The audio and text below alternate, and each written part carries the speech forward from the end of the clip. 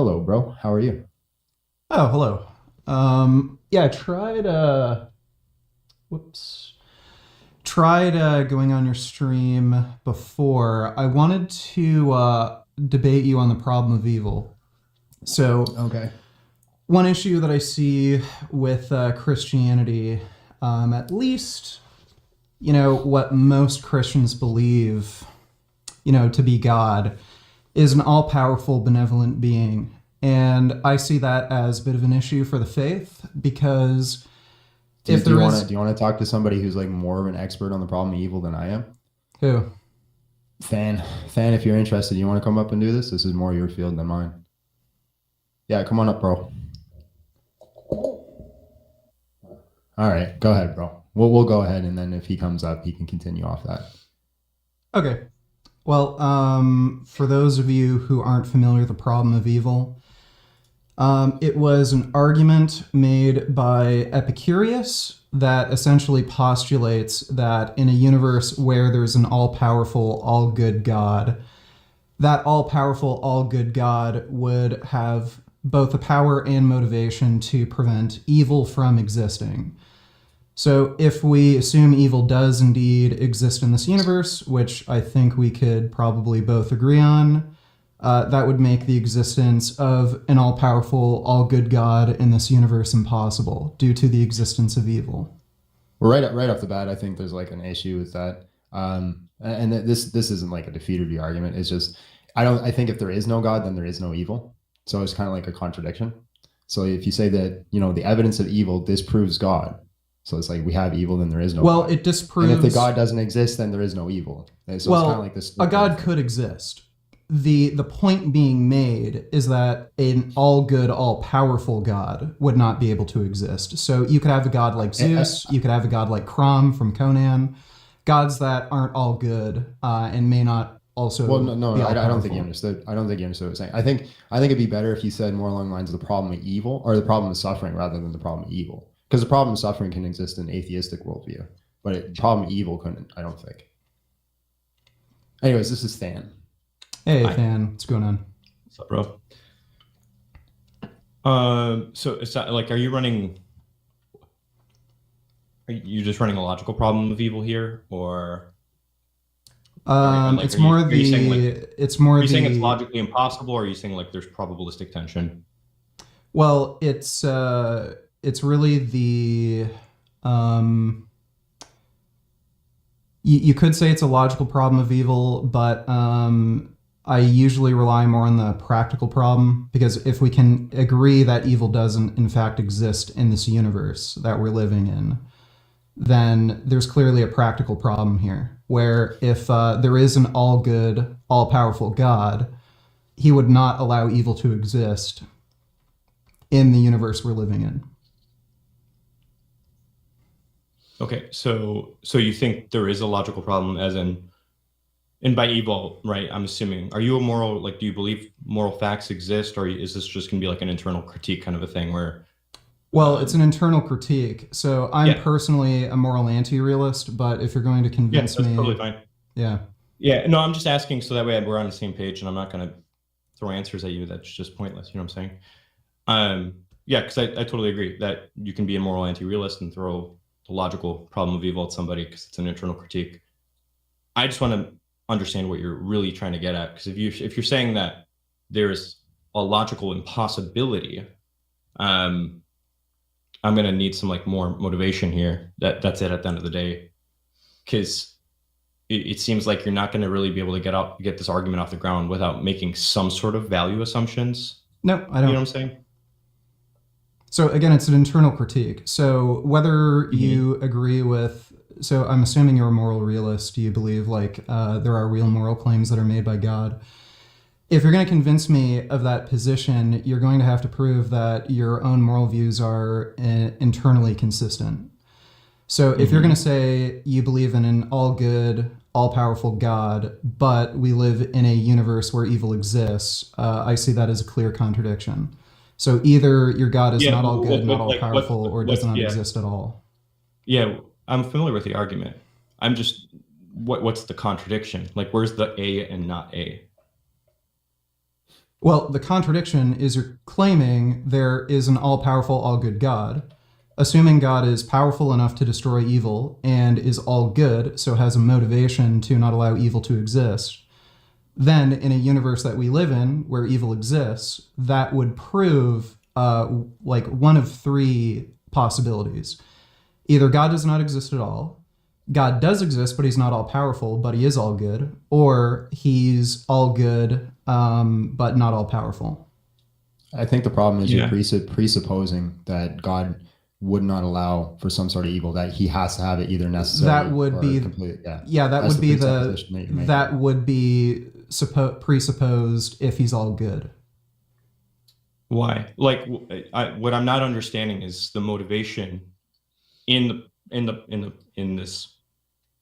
this sentence that you're saying, which is God would lack any motivations to allow evil and suffering. Like, why should I believe that? Why would you believe an all good God would allow evil? Why would I believe an all good God would not allow evil and suffering, or have any justified reasons for allowing suffering and evil? Well, because he's all good. So if you're all good, all loving, well, that's a circular argument. An all good God would not have motivations for allowing suffering, evil because he's all good. That's not a circular argument. That's just analytical. That's a clear analytical assumption. Yeah, that would be analytically linked. Yeah, so within metaethics, we have like this problem of like the myth of shared axiology, for instance.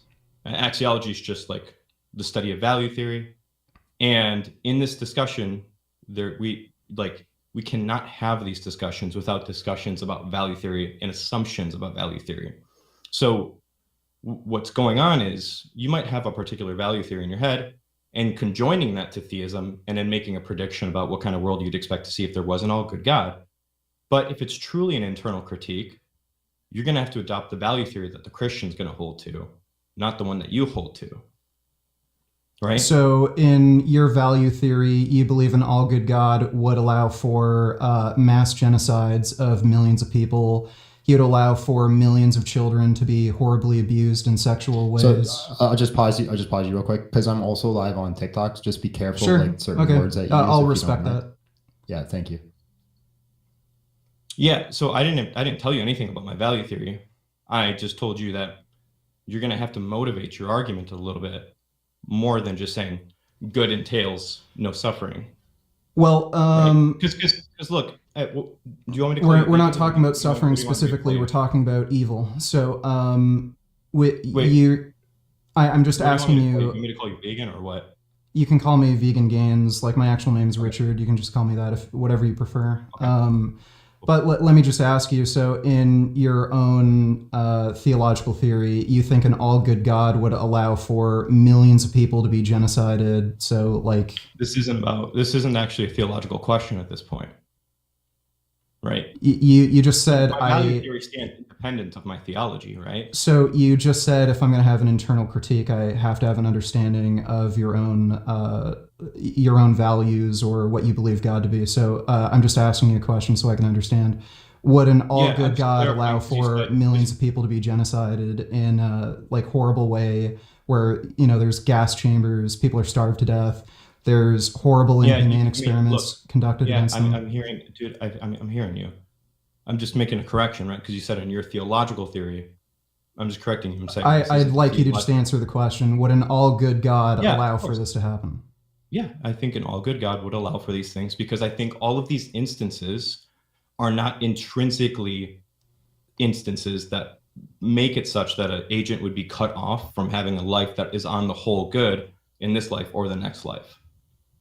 Like, I think all of these instances of horrific suffering that we see in this world are the types of suffering that a perfect God can redeem, and types of suffering that an agent, no matter how horrific, can look back on their life, including in the afterlife, and say, my life was still, even in spite of that, worth living. Okay, you realize there are people who literally only live for several days or several months, and they're in horrible pain because they're built like they're made without skin. That is totally consistent with what I just said. Okay, so this idea of redemption, I mean, in theory, you could have a situation where somebody suffers horribly during their life, and then God makes up for that by giving you like infinite paradise. No, no, this is not about compensation. Well, you just said redemption. Yeah, but That redemption doesn't would equal compensation. I'm the just context in clarifying. which you said it insinuated compensation. I didn't mean to make that insinuation, so this is my clarification. It's not about compensation. This is again about, if you look into the psychology of meaning making and trauma, for instance, we have this psychology of meaning making where, and you can look like we talk about, look at Viktor Frankl and all these other people, where people can look back on the most horrific aspects of their lives and still deem their lives worthy and worth living. Well, sure. And I'm most of the time, let me finish. And a lot of these times, these people will look back on their lives and choose not to erase their memories or anything like that. They'll say like, I wouldn't want to go through that again. But these are also like, they tend to be memories that these people treasure because they've kind of cultivated themselves into this identity that they have now. And all I'm saying is, so long as an evil or any aspect of suffering is an event, that does not make it impossible for an agent to have a life that they consider on the whole worth living. I think God is justified in allowing that suffering. Well, that's a completely different topic, whether or not people think their life is worth living despite going through evil or suffering. That could very well be the case that everyone who's ever suffered or experienced evil or committed evil thinks their life is worth living. The issue is whether or not an all-powerful, benevolent being would allow for that evil or suffering to take place. If my value theory is true, which I think it is, then a God would allow for that type of suffering. Okay. There's no internal inconsistency here. So, does an all-good God have an interest in a universe that's better than a theoretical universe where there's infinite horrible suffering that never ends? Infinite horrible suffering that never ends? Yes. Yeah, that's going to depend on your value theory. Well, I'm asking you, would a benevolent God create a universe where there's infinite unending suffering? I don't know if that I even have to answer that question yet unless you're like ready to move on and say like the logical problem doesn't work here. I'm not moving on. I'm trying to understand like you're making the case that an all-powerful benevolent God would allow for suffering. So I'm just trying to see how much suffering. I just gave you one proposition within my value theory that shows that there's no logical contradiction. I didn't give you a theodicy. I didn't give you a theodicy which predicts what kind of world you'd see on the conditioned theism is true, right? Look, I just showed you there's no logical inconsistency. You didn't. Now we can talk about theodicy if you want to. Well, you didn't, and we're exploring that topic still. Move on from the logical problem. You didn't prove that there's no contradiction, and we're still exploring that topic. Okay, so I gave you my one aspect. Am I able to answer questions and have you answer? I have been answering them. No, you haven't. Where we're at dialectically really quick, which is I gave you my value theory. So can you show me a contradiction between that one proposition of my value theory? And we're exploring that right now. So that's why I'm asking you this question. So would an all-powerful benevolent being not want a universe that has infinite unending suffering? No, not on my theodicy, no. So God has no interest in creating a universe where there is not infinite unending suffering? No, given my value theory that I gave you, the defeat condition, that would be in direct contradiction, right, with never-ending suffering, because people would never have redemption, right? Okay, so an all-powerful benevolent being is totally fine with unending suffering. So if that's the case, if that's you misunderstood. You misunderstood what you said. Sorry. So God does have a problem with it.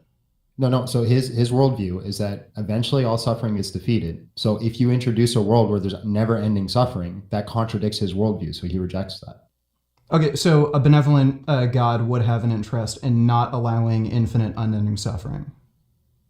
Mm-hmm. Okay. So, would a benevolent God have an interest in in creating a world that is better than a world where, say, people suffer for 100 years? Would he want to minimize that to 99 years?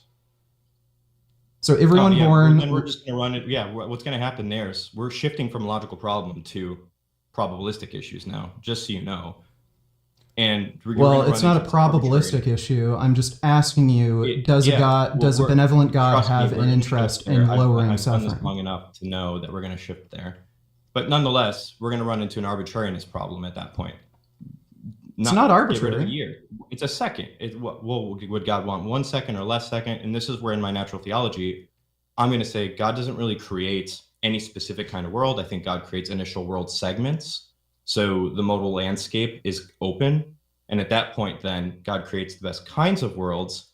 And the range of suffering that's allowed to happen is going to happen within a particular range. So this defeat condition that I gave you kind of sets the boundary parameters of the type of suffering, the propensity of suffering, all that kind of stuff that you're going to see. From there, I can give you a theodicy, which would tell you what kind of suffering in the structure and the fabric of reality that you expect to see if God exists. But asking this whole 99 years versus 100 years question, again, I don't have an answer to that. I don't have to give you an answer, because with my modal strategy that I have, with the way I've got like my natural theology, it's an acceptable range, right? Not a unique prediction of how many years or anything like that we're going to run into. I'm not asking you to predict how much suffering God would be okay with. I'm just asking you whether or not a benevolent being would have an interest in reducing everybody's suffering from 100 years to 99 years or 98 years or 50 years or 1 year. Yeah. Would he be interested in reducing suffering? Yeah, I would just say that's an overly simplistic question, because it depends on the context, right? Like, what are the other supervening? Because I think what God is going to do, and what we think a good God would do, is not going to be strictly metanormative. Metaethical in its constraints. I think the way we make theistic prediction is going to happen on a meta-normative account, meaning God's going to make decisions based off of all domains of value, which is like the alethic domains, the aesthetic domains, and the moral domains, or like the true, the good, and the beautiful. And so whether or not God is going to choose 99 years over 100 years, I can't really answer that, because I don't know the full context of everything. I would just say the answer there is going to be inscrutable. Okay, so would God say not want the Holocaust to happen? Would he not want children to be abused? Would he not want can you like... Would the benevolent God that you believe in, would he had preferred the Holocaust not happen? But there's also something to kind of, I think you got to clarify too, is because there's a difference between allowing something to happen and having a preference for it to not happen. Yeah, there's a difference between permitting something and not desiring something. Well, sure. And if you were all powerful and benevolent, you would not permit certainly horrible actions. You're smuggling in your value theory again. Okay, I think God is going to permit things that are intrinsically defeasible, right? What does that mean? The whole an event that is such that does not make it the case that an agent can't look back on their whole life, in this life or the next life, and still think their life is worth living. That's a separate issue to whether or not a benevolent God would have an interest in stopping evil. You made a very specific claim. You said that they would not allow that thing in these types of events.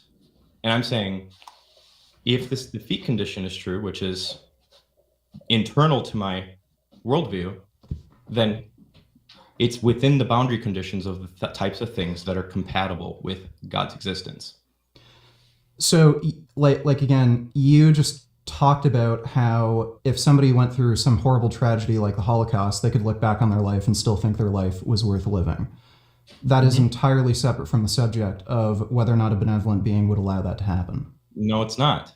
It is. Those are two completely different topics. Explain to me how they're different topics.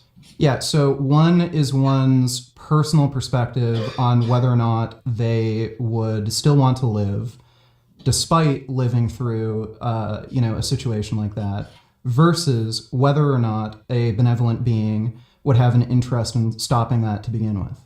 That And you evil don't action. see the connection between that subjective mental state that I'm There's talking no about connection. and whether or not God is going to allow that suffering and whether or not he'd be justified in allowing that suffering? No, there's no connection there. They're completely Yeah, okay. separate. Let me make the connection really explicit. Because I'm assuming you're operating on a value assumption that the only type of suffering God would allow is suffering that is necessary for some greater good or something like that. I don't know. And I'm denying that, and I'm saying, no, God is justified in allowing suffering that is defeasible or events that creatures can still look back on and retroactively endorse. Okay, so a benevolent being, this God that you believe in, that you assume to be benevolent, he doesn't even have an interest in allowing evil to allow for a greater good to occur. It's just based on the assumption No, that... I never said that. I did not give you a theodicy. Yeah. Didn't you literally just say these evils can occur without a greater good being created? Yeah, that's not a theodicy, though. A theodicy is going to tell you what kind of world you're going to predict or expect to see if God exists. I gave you one proposition, which is a mediating proposition in how we assess our hypotheses, but that's not going to predict the world that we're going to see, right? Like the defeat condition could be true and we could just be in a pure heaven type world. Yeah? Like with no suffering or pain? Sure. And I'm very confused why a God wouldn't just create that sort of world if he's benevolent and all powerful. Yeah, I mean, again, that's going outside of the logical problem of evil. Graham Oppie has written on that question you're asking. He's an atheist philosopher, and it's called The Problem of Heaven. But that's a different question than the logical problem of evil. That is directly John, I'm not trying to tied- hijack your stream, by the way, so just... Oh, it's... No, I'm loving this. You go ahead. Okay. Yeah, I think that's clearly the issue, because if we're assuming, like, evil wouldn't exist are in you heaven... conceding that... Sorry, I didn't mean to cut you off. If we're assuming, like, evil would not exist in heaven, and God is benevolent, why would he allow evil to exist when he could have, like, some perfect divine realm where everyone lives in peace and harmony without evil? That's a great question, and I'm willing to talk about that, but you came in here to talk about the logical problem of evil. If you're happy to put that aside, that's directly there's related. No contradiction. If you're saying there's no contradiction, there's clearly a contradiction since evil exists. Also, just like a side note on that, I don't know what Than's going to say to this, but me personally, I do hold that there is the possibility of evil in heaven. That's my personal viewpoint, okay. though. But you go ahead, Than. No, see, these are two different questions, though, Vegan. The problem of heaven is, why didn't God create heaven in the first place instead of creating a world like this? But it's not really pointing to a contradiction. The problem of evil, as you've put it, is trying to tie an inherent logical inconsistency between the proposition that God exists and the proposition that evil exists. No, it's the proposition that an all-good, all-powerful God exists, and the existence when I say the word God, contained within that word is those triomny attributes. Well, so first of all, you can have a God that's not all good or not all powerful. I understand that, but obviously within the context we're in, it should be assumed that that's what I'm talking about, is perfect being theism. I think, just to make things as clear as possible, you should mention those attributes, because people are going to get very I don't confused. have to do this when I'm talking to professional philosophers. I don't know why I have to do that. Okay, well, I just prefer that because it can make the discussion confusing, especially for like some viewers. But regardless, if that's what you mean whenever you invoke God. But again, if we're assuming God to be all-powerful and all-benevolent, like, if you're going to say that an all-powerful benevolent deity would allow for mass genocides where millions and millions of people are killed, lives are destroyed, people are tortured in the most horrific ways, like, to this day, I don't know how many child abusers there are, but it's probably in the millions. Yeah, it's horrible. I know. And you're telling me that a benevolent deity who has the power to stop it would have no interest in intervening. At least not directly. It sounds to me like you're talking about a completely different conceptualization of being all good. You're jumping the gun now from divine justification and divine prediction to divine psychology. I never made claims about what God would be motivated to do and not motivated to do, because again, I haven't given you any theodicy. All I've done so far is talk about one axiological proposition that mediates between the proposition God exists and the proposition that evil and suffering exists, and showed that this mediating proposition does not generate a contradiction between those two other ones. Okay, would a benevolent Does that make deity... sense what I just said to you? Like, can you No, not echo that back to particularly. me? No, not particularly. Can you like make just for the sake, just because it seems like the two of you are talking past each other, can you make the attempt to try to steelman his argument? Well, no, look, let me just rephrase this. That's all. So all I'm saying is, because for you, what you're saying is there's this proposition, you have this triumny God, and another proposition, evil and suffering exists. You're saying that because of what a triumny God is, all good, all loving, all powerful, that it would be logically impossible for evil to exist. And I'm saying that is only going to be true if you assume a value theory that makes it the case that a triumny God would not be justified or have any reasons for allowing that suffering. Like, those are the two things you got to defend.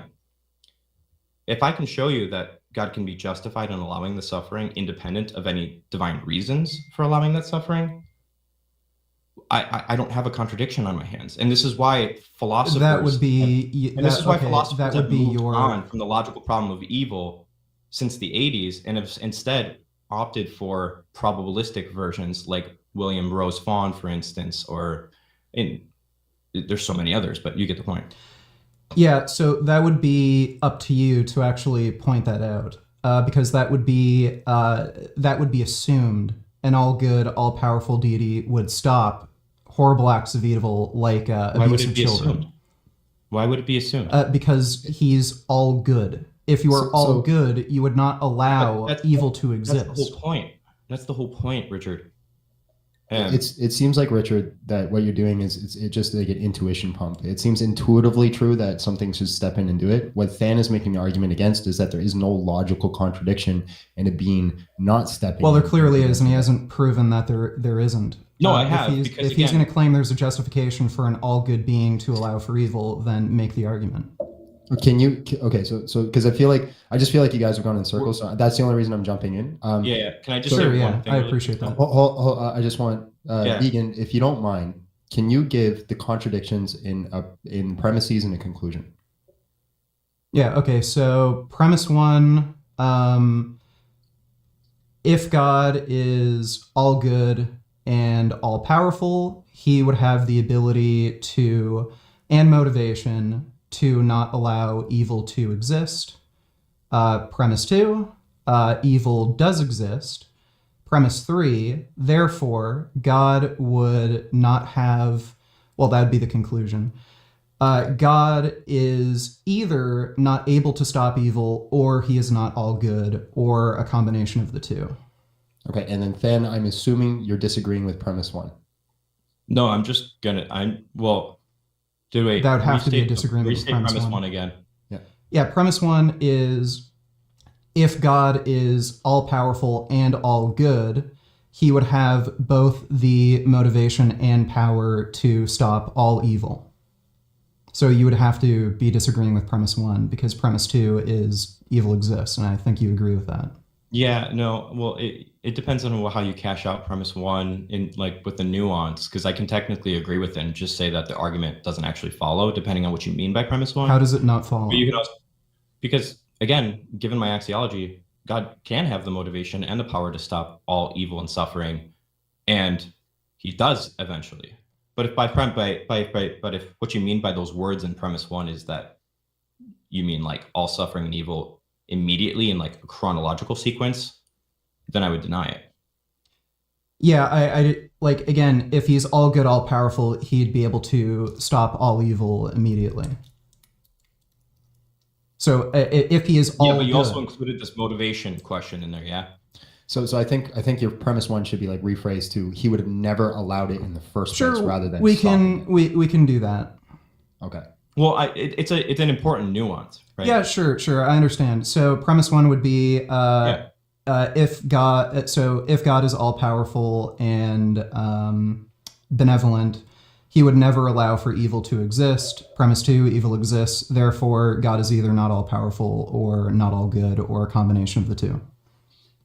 Yeah, and like I'm saying, I think just given the defeat condition that I've lined out, right, there is no contradiction.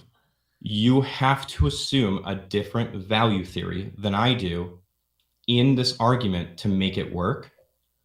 But the moment you do that, it's no longer a logical problem because you have to adopt my whole worldview when you do a logical problem like that. Well, look, if you're going to claim an all-powerful benevolent being would allow for thousands and thousands of years of human existence, you're talking about a time period of 200,000. That's also not taking into account, the millions of years that animals. Yep. Yeah, so this is more now the evidential problem rather than the logical problem. So if you're going to tell me that a benevolent being would allow animals to murder, kill, sexually abuse each other over a period of millions of years, allowed for hundreds of thousands of years of human evolution where we're committing tribal genocides, horrible atrocities, allowing for strange cults and religions that allowed for child sacrifices, really disgusting sex rituals, so on and so forth, and going into the modern world where we have the technology to perpetrate horrific holocausts of human beings where millions and millions of people are killed. We have the internet now where there are networks of child abusers where millions of them interact and share their abuse with children. And you're telling me a benevolent being would not be motivated enough to, like, at least to some substantial extent, stop at least some of these horrific atrocities. Like, I can understand him maybe allowing some people at a disagreement to trade fisticuffs and rosy some cheeks. But when you're talking about horrible atrocities that have occurred over millions and millions of years, where there's horrible, horrific suffering conducted, it sounds to me like if you're claiming there's no contradiction here between that and an all-powerful benevolent being, it sounds to me like you have a completely different conceptualization of what evil is and what benevolence is. Can I ask you a quick question then? Is that okay? Yeah, if you have some point of view. There's like a point that you made, like I can understand a God allowing like rosying some cheeks. Is not the problem of suffering or even the problem of we're talking about evil specifically. Right, so you could have like they're suffering on different degrees, right? Sure. Like when I work out, I'm kind of suffering a little bit. Like you can get a really bad burn in your quads. That's not evil. Yeah, that's something completely different. Right. Well, hold on. Let me ask my question. So you said you could allow for like some rosying of cheeks. Isn't the problem of suffering or the problem of evil in general subjective? Isn't that going to vary on the individual person's subjective experience? Well, that's where I was going to go with that. I'm a moral anti-realist. Sorry, Dan, I stole your thunder. No, you're good, bro. Yeah, so I'm a moral anti-realist. So yeah, I do think this is all ultimately subjective. But if you're going to try to convince me of some worldview where there's like an objective moral basis that God creates, and you're claiming that this God is benevolent, like I mean, like you could technically. I don't know if you're a moral anti-realist as well, and if God's a moral anti-realist. But then that would kind of defeat the idea of there being a benevolent God. It would just be an all-powerful God. Yeah. So I know I'm a moral realist. I don't ground morality in God. My metaphysics are a little wonky compared to typical Christians, but that's fine. Yeah. Let me point something. Let me talk about something here because John poked at something that I really wanted to get to. Which is the subjective aspect that you're poking at is the whole entire point of what I'm talking about. Because I think the most important thing when you're talking about the problem of evil is not what happens to an agent, but what that agent becomes and how they can integrate whatever event happens to them into their life and whether or not they can retroactively endorse the life they've lived or not. That's what I think is the most important. And so the subjective aspect of this is the whole entire point. Like you can call these events objectively evil, and I will stand right alongside you. They are horrific. But if an agent can look back on their life, in this life or the next, it falls within the boundary conditions. Sorry, I didn't even finish my sentence there. If an agent can look back on those types of events in their life in this life or the next and still endorse the life they've lived, those events fall within the boundary conditions of the types of things that God would allow. So that, like, clearly he's allowing it. So clearly he's allowing it. The issue is, why would he be allowing it? It doesn't seem like it's out of benevolence. That's a different question than whether or not there's a logical contradiction. Well, yeah, that's a completely separate topic. We can agree he's allowing it, clearly. We live in this world. Okay, so the issue is, why would a benevolent being allow this? And just because you can... Now wait, you're asking for the mechanism. I'm almost done, but I mean, if lost my train of thought. If he's allowing this and assuming he's benevolent, it would stand to reason that if this God is benevolent and all powerful, he could presumably create a better world. Like, would the world be better if there wasn't a Holocaust? Would the world be better if there wasn't a war in Ukraine? Would the world be better if there weren't, people who prey upon children? Yeah, I think we could agree. What does the word better mean? Yeah, so superior versus another state. So I'm asking you what, like, the theoretical contents, right? Because when you're saying the word better, I'm assuming you're making a value judgment there. But I'm asking you, what do you mean by that? Because if it's something that I don't hold to value theory wise, then it doesn't really matter. Sure. So do you think somebody who abuses children as opposed to not abusing children, would you say the state of not abusing children is better than abusing children? Yeah. But I also don't judge. I also don't judge realities by unique tokens of suffering. I judge reality on the whole. Sure, and as a whole, right? if we could eradicate child predators in some way, either by changing people's minds so they're not attracted to children, locking them up in some different dimension, or not allowing them to exist in the first place, would that world be better than a world that has millions of child abusers? Oh yeah, and we're going to eventually get that world. Okay, and if God is all-powerful and benevolent, then why would he allow that to exist if you agree that theoretical world would be better? You're asking me a question again that I'm not going to move forward to answering until you concede there's no logical problem. There's clearly a logical problem. If your God... Would your God agree with you? Would your God agree with you that a world that does not have child abusers is better than a world that does have child abusers, all else held equal? It's a hand game all you want. But at the end of the day, I want to know whether it's a simple question. There's a contradiction or not. It's a simple... What is the contradiction? Because the why question is not the same question as a logical consistency question. If I theoretically, if I don't have an answer for why, that still doesn't get you to a contradiction. You're conflating theistic prediction and disconfirmation with theistic contradiction. In other words, you're conflating the idea that there's a logical impossibility with something rather than a probabilistic tension, right? Yeah, so I can very easily outline the contradiction.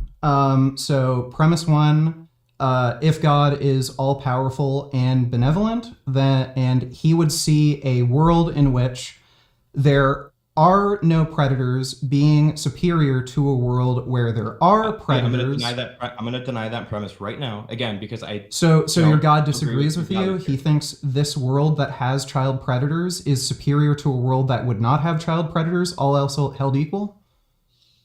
Yeah, because a world with child predators is better than a world without child predators, all else held equal. You'd rather child predators exist. I think a world where redemption, bravery, courage, sacrifice, honor, and all these types of things, where a narrative arc exists, where people can freely choose their actions, is a much better world than a world with autonomous robots or moral robots. I'm going to say that. So is God a moral robot? What does that question have to do with what I just said? because it sounds like you're trying to reframe the conversation right now because you realize you can't No. actually force a contradiction. So no, first of all, if you're going to claim that God is all powerful and benevolent, and he would presumably agree that a world with child predators includes evil, and a world without child predators, all else hold equal, contains less evil, and he is not interested in taking away the child predators. That seems to me like a God who is not benevolent. Can you just give me the contradiction? Yeah, okay, so I'll outline it. Premise one, God, if God is all powerful and benevolent, and there is presumably a world in which child predators do not exist, all else held equal would be superior to a world where child predators do exist. That's What not is that's P not a and not so, P? so You're hold giving on. me a deductive argument. Just give Yeah. me the P and not P. So that's not a contradiction. That's a presupposition of what you would expect to see under certain circumstances. Like you cannot you have two propositions, but those two propositions by themselves do nothing. You have to insert a value theory. You have to make some sort of value judgment assumptions, right?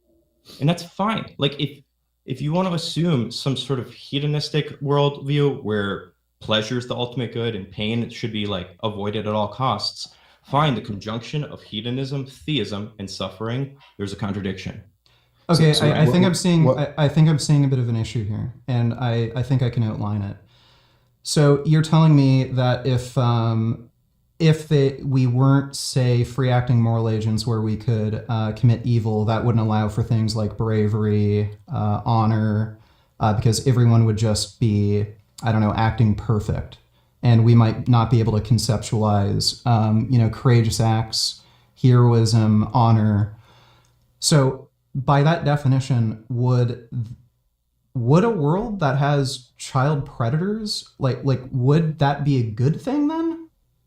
Like people committing evil would therefore be a good because it allows for a greater degree of good. Yeah, you're making an ontological mistake here because again, there's a difference between intrinsic value and instrumental value, right? Intrinsic value is going to be the value of the thing itself. Instrumental value is not going to be a judgment of a thing's value in of itself, but rather it's like placed in a narrative structure of a particular context, right?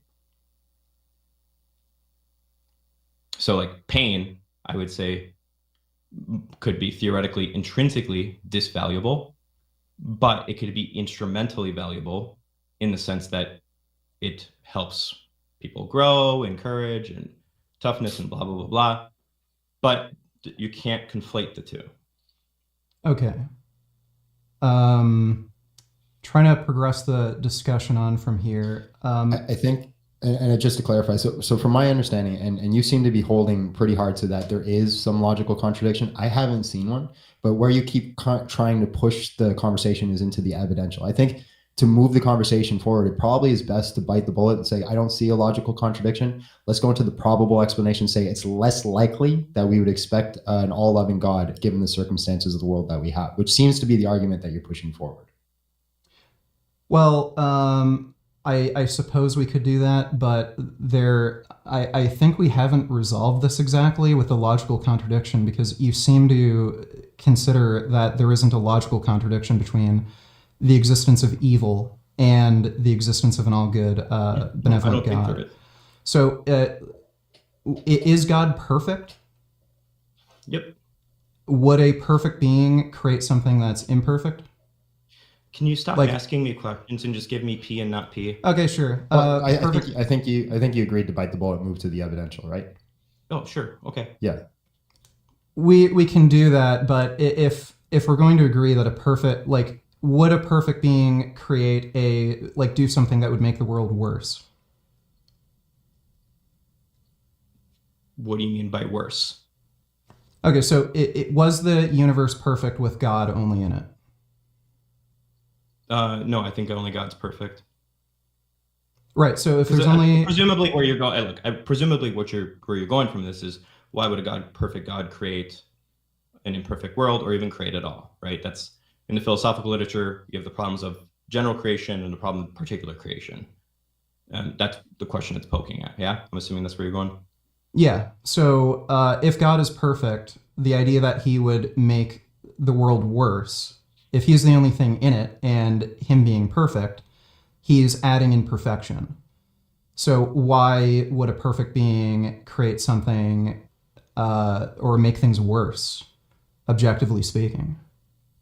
Are you trying to point to a logical inconsistency here? Yeah, there seems to be a logical inconsistency. So if something's perfect, it would be able to make perfection. If something perfect is making imperfection, then that seems... Same question, man. Where's P and not P here? So why can't something perfect make something imperfect? What is the contradiction in that? Well, if you're talking about a perfect creator, it would be assumed that a perfect creator would only make perfect creations. Why? It's analytically linked. If something is a perfect creator, logically he would not make anything worse.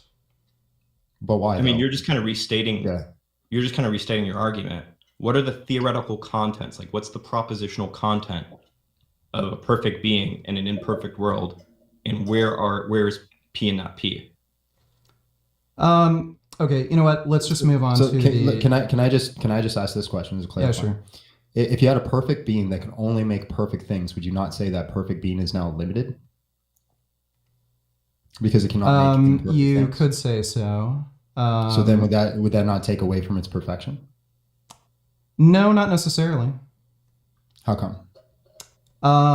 Well, by nature of it being perfect, it would be limited to only perfection. But it's limited. Right. So are perfect things limited? Yeah, they can be.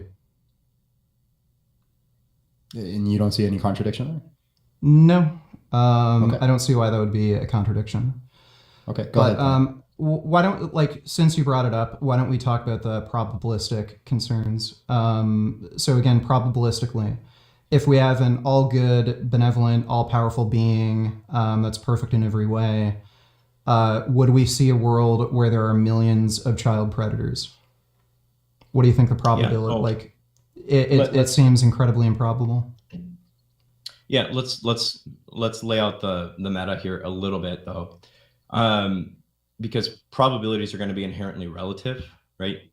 If you've worked in probability theory before, worked with like Bayesian statistics at all, right? You're going to have a square typically, and that square is going to represent 100% of the probability space.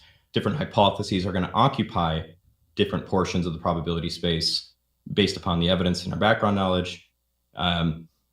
So just putting things on the table here really quickly, without you putting up a competing hypothesis to theism, I don't really have to do much. Like I could theoretically even just concede that I take a probabilistic hit, but without you putting up a different hypothesis, I can create many different hypotheses. They don't even necessarily have to be theist or secular. I would say I don't care what you want to do. Yeah. Yeah, so I would say the probability of the god Crom existing. So Crom from Conan, he's a god that is loveless. He only cares about strength. And he has imbued humanity with the essence of strength to strive and slay their enemies, to fight whatever battles they need to fight. And he only cares about the strong surviving. I think that fits that has a higher probability than this idea of there being an all-powerful, benevolent God. Especially when we take a look at the theory of evolution, survival of the fittest. Those who are best adapted to survive, go on and survive.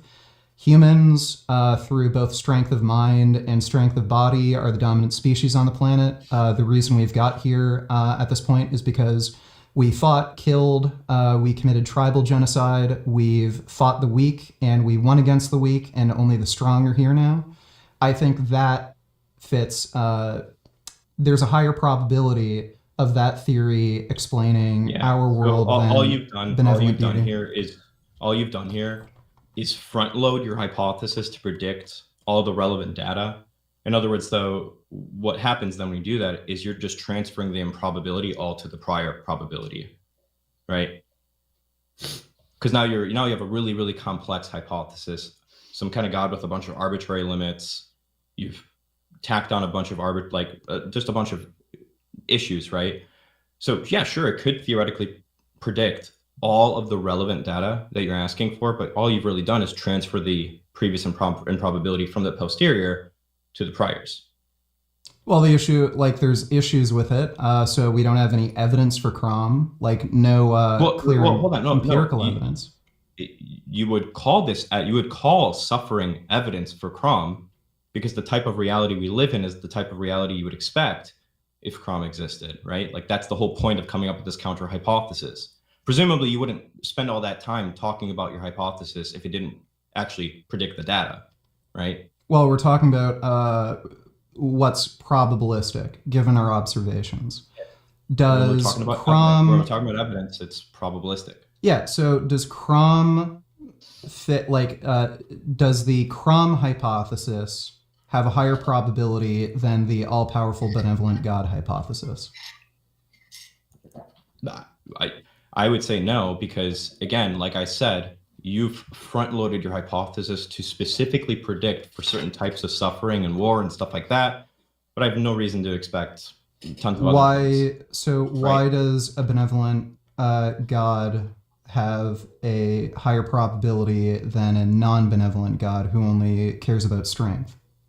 Well, like I said, you've just front-loaded everything to your hypothesis and transferred the improbability to the priors. Again, because you don't have a simple hypothesis. Your hypothesis has a bunch of arbitrary limits, and you're not answering my question. I just asked you simply why. I just did.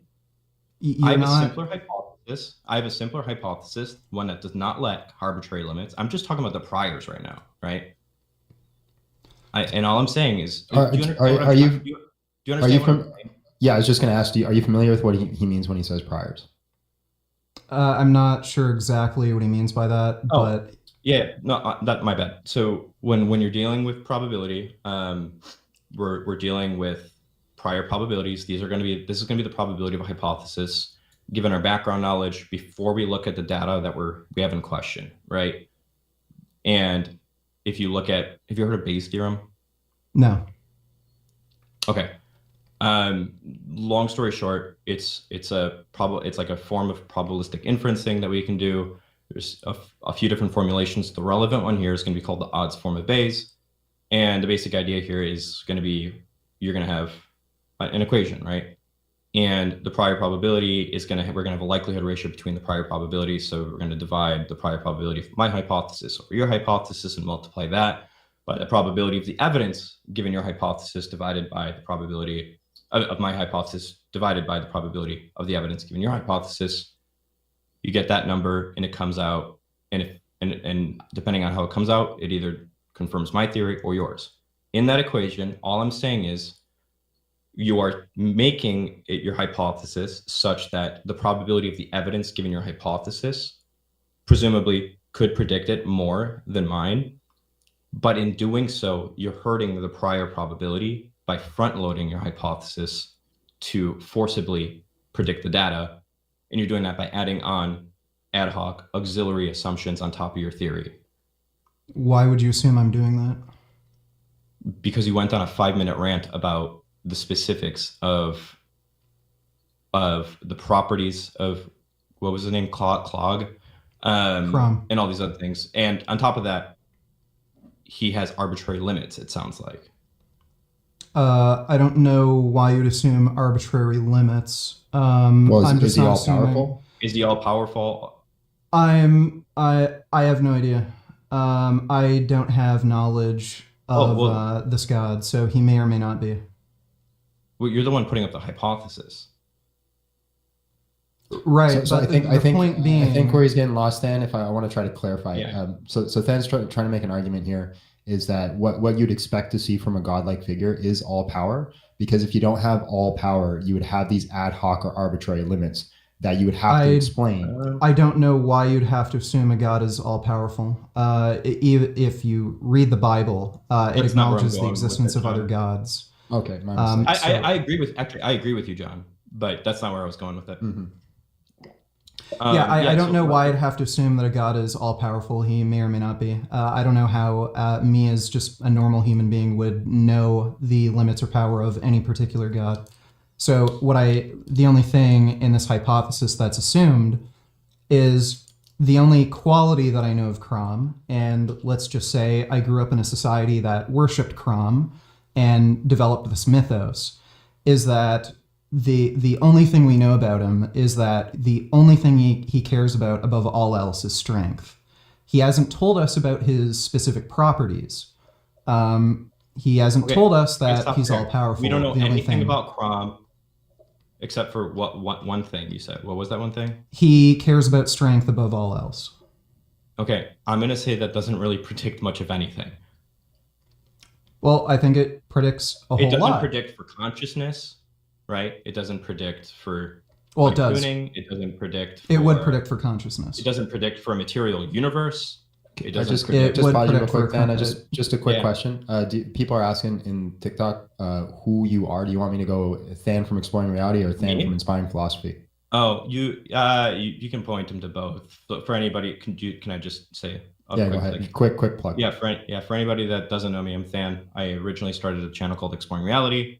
I've since moved on from that, and I'm actually joining up with Mike from Inspiring Philosophy full-time moving forward. And both channels. Oh, I think I know him. I've debated him before. I actually like him. He's a pretty decent dude.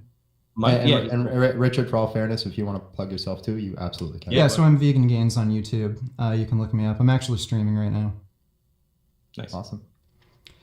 Yeah, so a god that cares about strength above all else, it would predict for consciousness because intelligence, grit, moral character, though that is an aspect of strength. It would predict for a material world because the only way to project strength is one of the ways is through material means. So the ability to move force, lift heavy objects, destroy your enemies. So it would predict for a material world. It would predict a lot of things. So I'm just wondering why an all-powerful benevolent god would have greater prediction about the reality we see versus a god like Crom.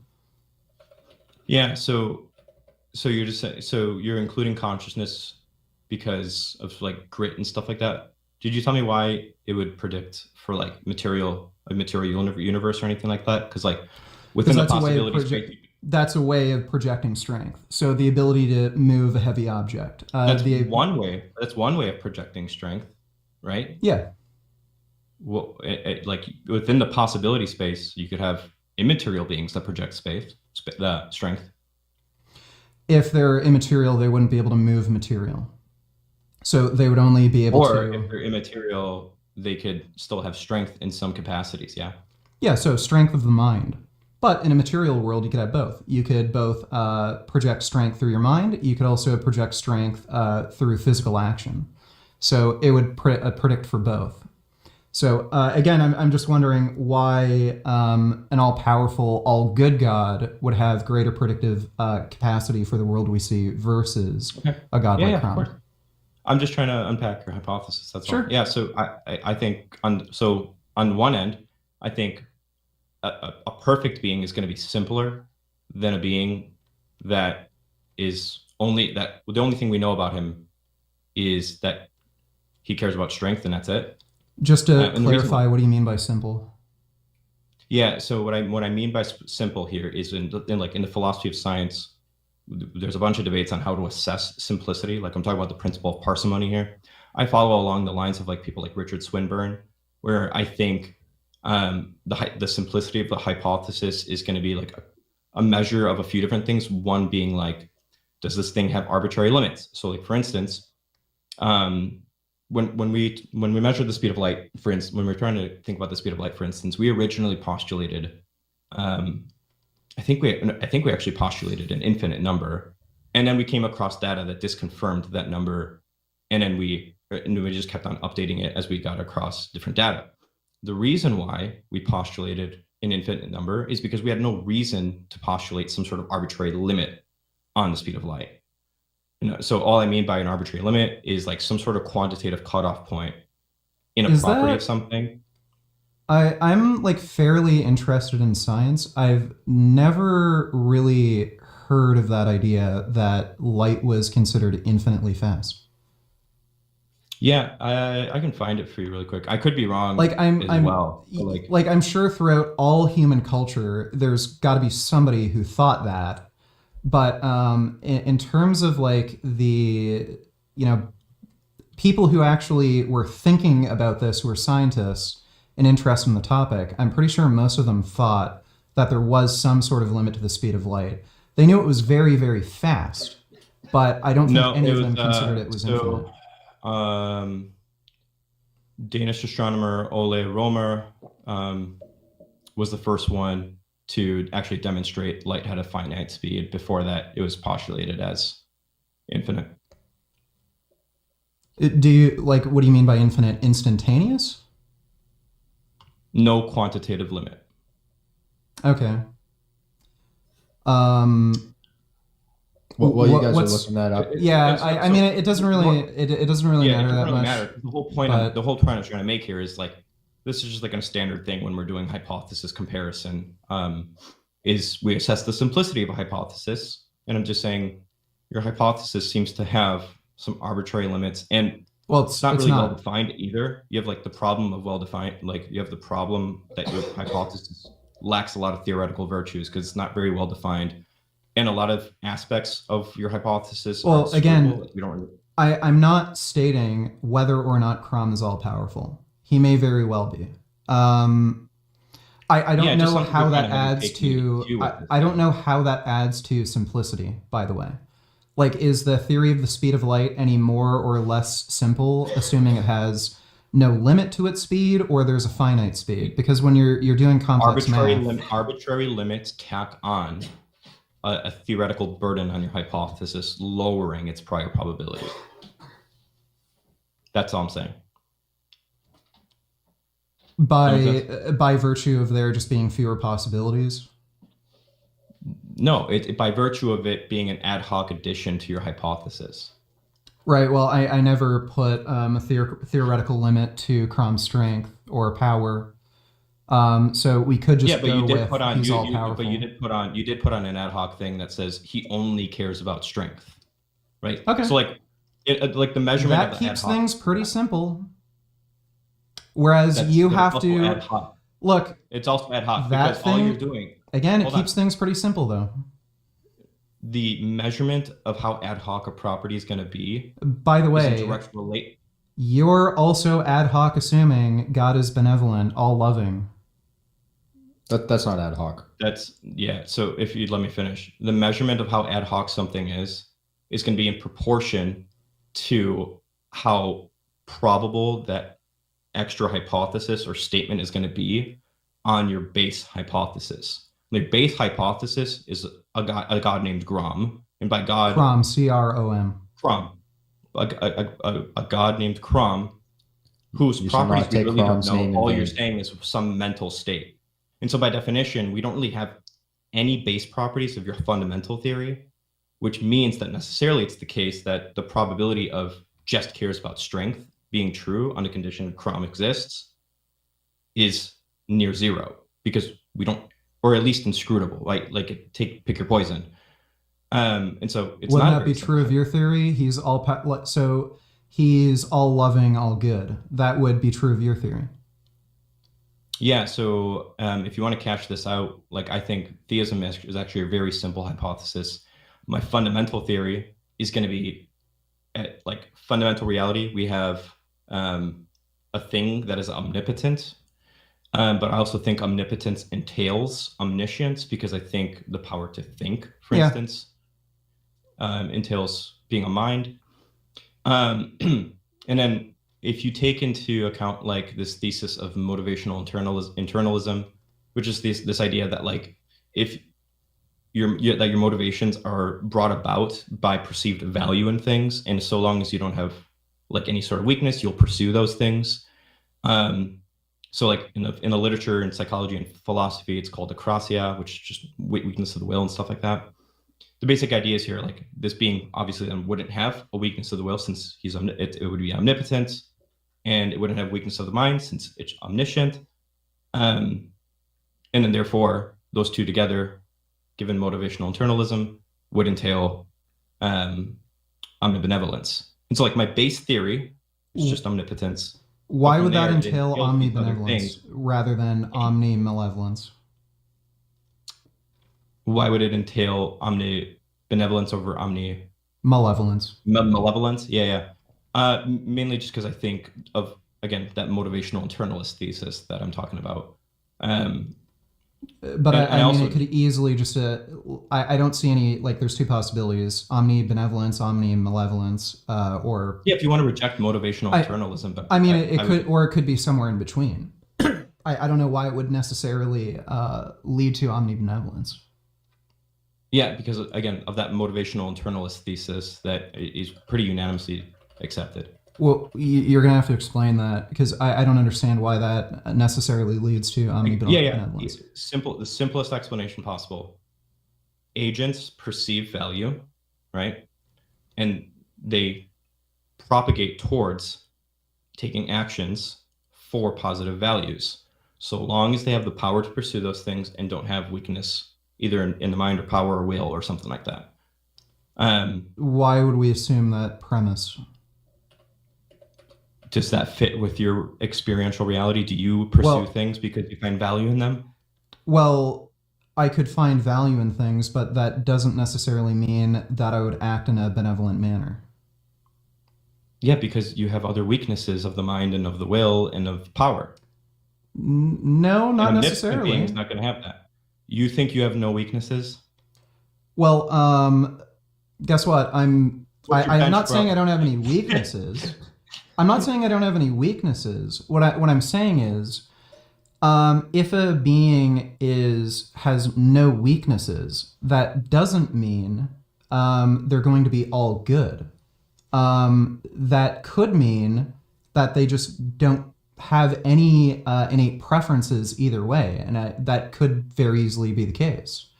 If they have no weaknesses, then they have no reason to act upon evil or good. Can you guys define, both of you, what your definition of good is and what your definition of evil is?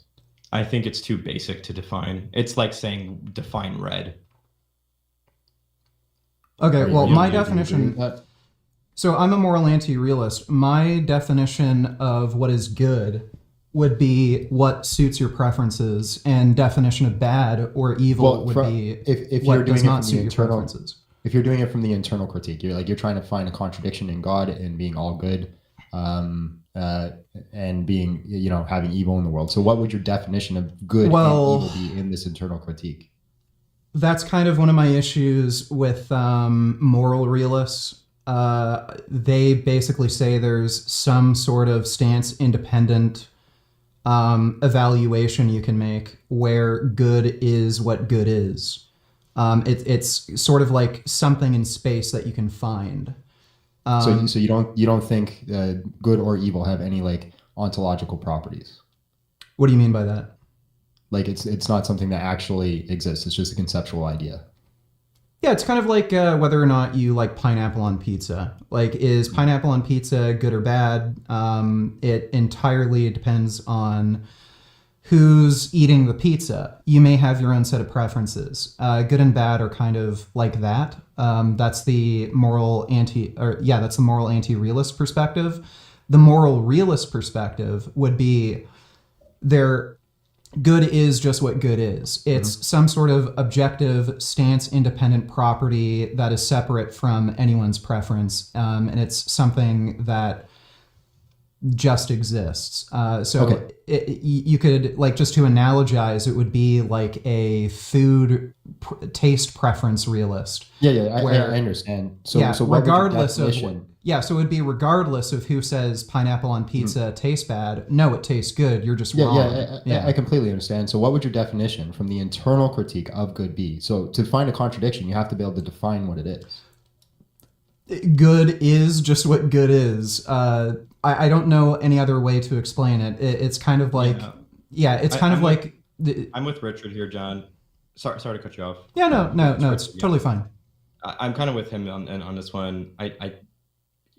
it's really hard to define some. Like I said, it's kind of like Yeah, it's like that's fine. John, I don't disagree with any of that. What I'm saying oh, is, to be able to like get a logical contradiction of P and not P, you should be able to Well, define what P is. no, well, it's not the problem. So that's not the issue. If we can both agree that there is something that we can agree on that's good and something that we can agree on that's bad or evil, like that's really all we have to do. And I think we do share fundamentally a lot of the same values. I think we both don't want to see people get killed. I think we both don't want to see children get hurt, stuff like that. So that if we can just agree on that, we don't really have to agree on a definition of good or bad.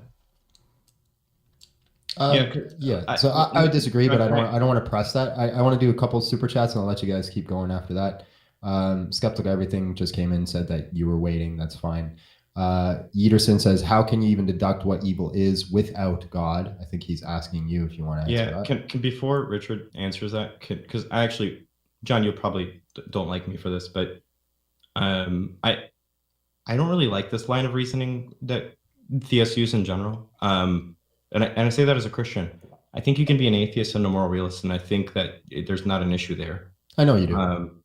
What? I know we disagree on that. Okay. Yeah, I already knew that beforehand. I just want to make sure people aren't going to project what I'm saying onto you. That's all, because I know that some people get uppity about that. Richard, did you want to? Okay, you kind of already did answer that. Did you want to dive more into that? Yeah. So, what is evil without God? So, you can believe in evil without being a moral realist, and you can certainly be a moral realist while being an atheist. Those things aren't mutually exclusive. Fundamentally, anything that you perceive as bad, like morally bad, it's just something that goes against your own, personal preferences.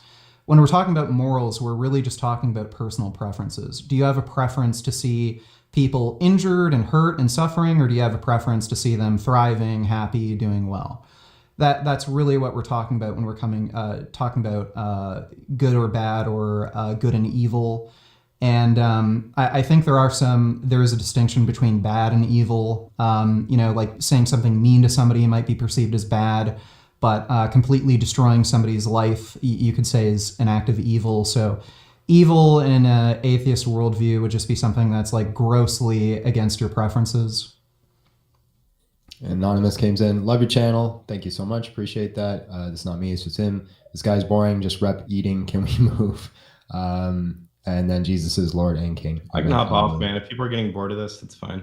People are not getting bored of it. Also, like I said, I was kind of grinding camos on Call of Duty, and then I was told to come up. Well, no, you offered. No, I know, and then you guys were yelling at me, and I was like, "Oh no!" Anyway. Well, that's only because you offered. Fair enough. Yeah, but I think we can wrap up the discussion, and I really appreciate you guys having a respectful conversation. We were both able to talk without screaming, shouting, talking over, so I really appreciate that. That's hard to find these days. I've tried having a debate about this with God Logic, and it just turned out being a complete crap show. Really? Yeah. Really? He's usually really calm. That's surprising to me.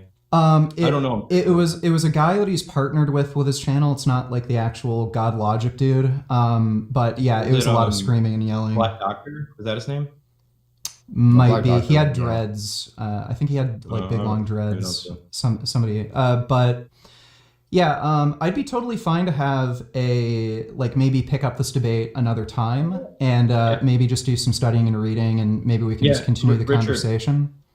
Can I point you to something really quick? I just love your thoughts on this even in the first place. Because I've been doing this kind of stuff, and like even talking with professional philosophers on this kind of stuff for a while now. I've developed my own like argument from evil, and so like I'll if you don't care, I'm gonna try to put this in the chat really quick. And if Richard, if you'd watch it and see my opening statement, I'd love to see what your thoughts are. Is that okay with you, John? Do you want me to watch that right now? Oh no. Okay. No. Whenever you got time, and even if you never do, and we never talk again. Is it in the private chat or just in the comments? I'm gonna put it in the comments. I'll go to your stream and put it in the comments. Wait, never mind. I got somebody else in the queue. I'll do it in John's. Then, up to you. I know you want to play COD, but I got someone else in the queue requesting specifically to speak to you. So I'm tired. I want to go to bed. that's fine. What do they Just want to letting talk you about? know. Actually, I want to play COD, but I what don't do know they what he want wants to to talk talk. about? He just said he Did you wants to post talk it? to you. Yeah, it's in the chat for Big John Steele's YouTube. Oh, okay. I didn't said want to that- go. I didn't want to go into your stream and. Are you able to post it in the StreamYard? Oh yeah, This yeah. is the private Put it in chat. private chat. You see He that? said he always said he wants to talk about the problem of evil. Okay, great. I'll watch that, and then maybe we can set up a debate later. But before I go, I just have an interesting question to ask you. Let's say if God gave you all of his powers, but you had the same like level of wisdom and everything you have now. Maybe you wouldn't have like godlike wisdom, but you could snap your fingers, make anything happen. Would you intervene in all the acts of evil that are occurring on the world? So if you saw somebody getting killed, you wouldn't. You'd literally sit back and watch it all. No, because the problem is having all that power without the foreknowledge or wisdom that also comes along with God could lead to foreknown consequences that I'm not aware of. Okay. What about you? Yeah, I don't know what I'd do, man. I can't tell you what I would do in that situation because I don't think we have really that deep of access to like the deepest aspects of our psyche to know exactly what would happen, like what would really happen, and what I would really be like in that situation. But You just make your not, gains bigger. yeah, maybe I would just try to get stronger. I can I'm not help as big you with as that, you, by bro. the way. What? I can help you with that. No, Yeah. I've coached professional bodybuilders. Okay. I don't look like it. In the last 2 years, I went through like 12 surgeries. Oh, okay. I lost a bunch of muscle. That's messed up. Long story. What's your best bench? My best bench was 405. Oh, nice. At 175. Sitting around like Damn. 14%. And I'm Yeah. 5'7". Shit, you're strong. My best was 410. Not anymore. Not Yeah. anymore. Man. Yeah. He got you by 5 pounds. You just had to one up. I got you just by Don't get 5 that pounds. 5 pounds. It's all good. I'm yeah, man. No, I'm not that strong anymore though. So All right. Well, thanks for the chat. I'll watch your video later, and I might get back to you and maybe inspiring philosophy and debate the topic. go ahead. All right. Take care, dude. Thanks for your time, man. God bless. All right. Well, they were cool. Any god that does not care about all the evil in the world is a completely psychopathic monster.